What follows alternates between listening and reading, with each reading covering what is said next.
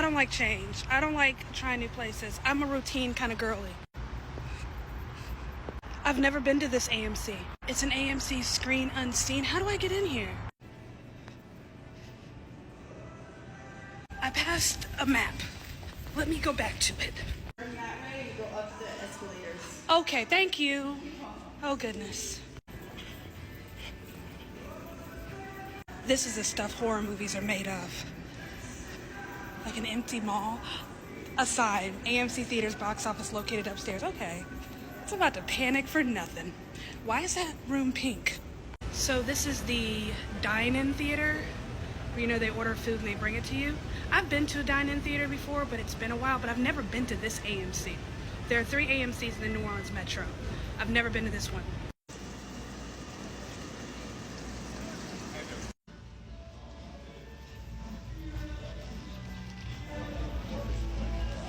Okay, this place is nice.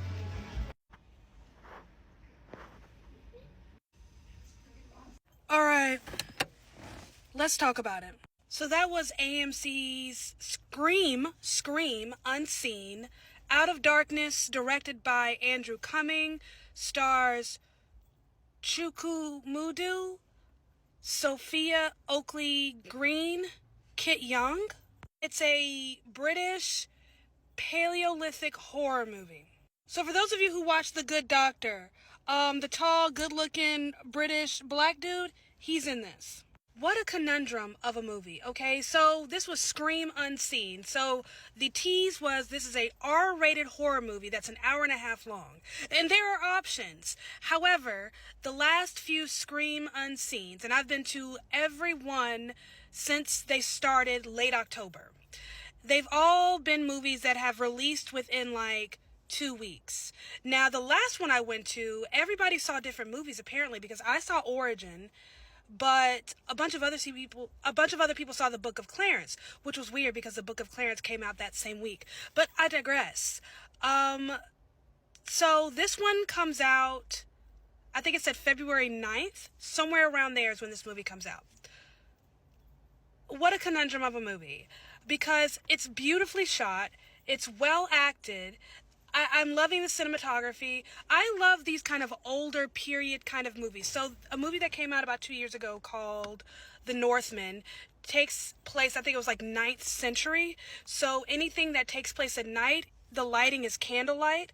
And so I love that challenge. I love the challenge of we have to figure out how to make everything seen when we don't have, artificial light. We have to use natural light, but we also have to use artificial light to create an illusion of natural light. I love that challenge, mainly because I hated lighting. I hated setting up lights in college. So I appreciate the challenge. So as far as the movie being put together, beautifully done, beautifully shot.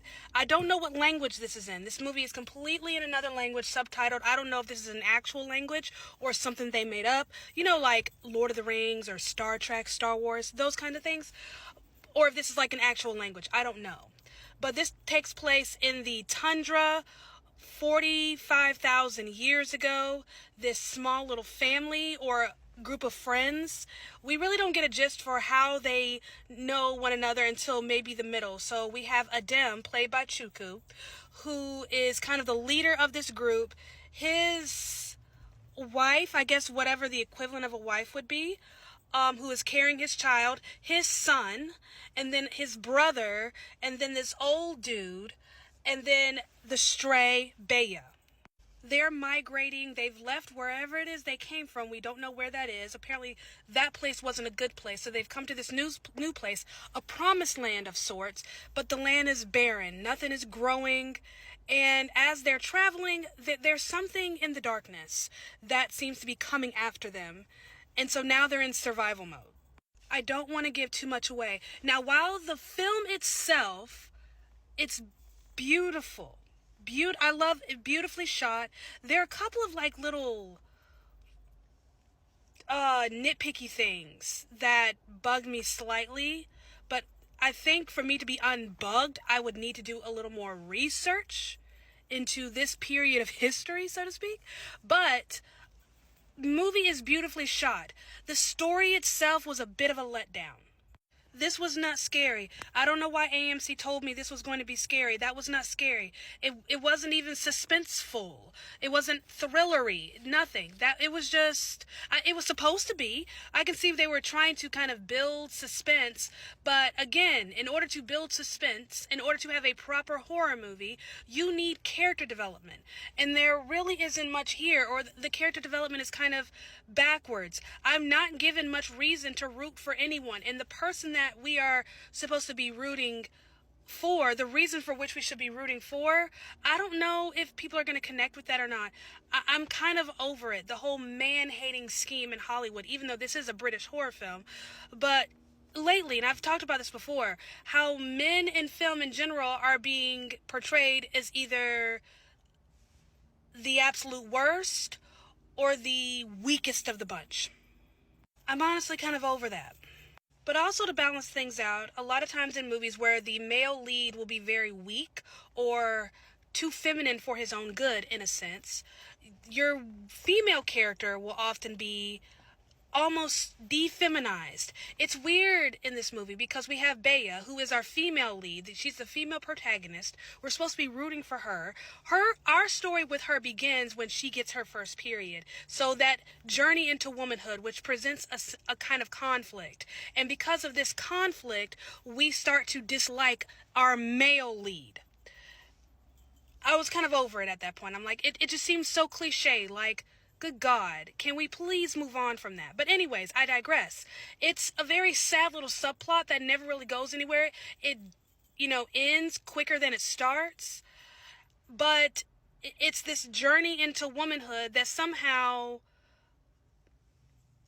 it's interesting. It becomes her strength in a way. It's almost like she becomes a woman, and that gives her almost permission to be strong.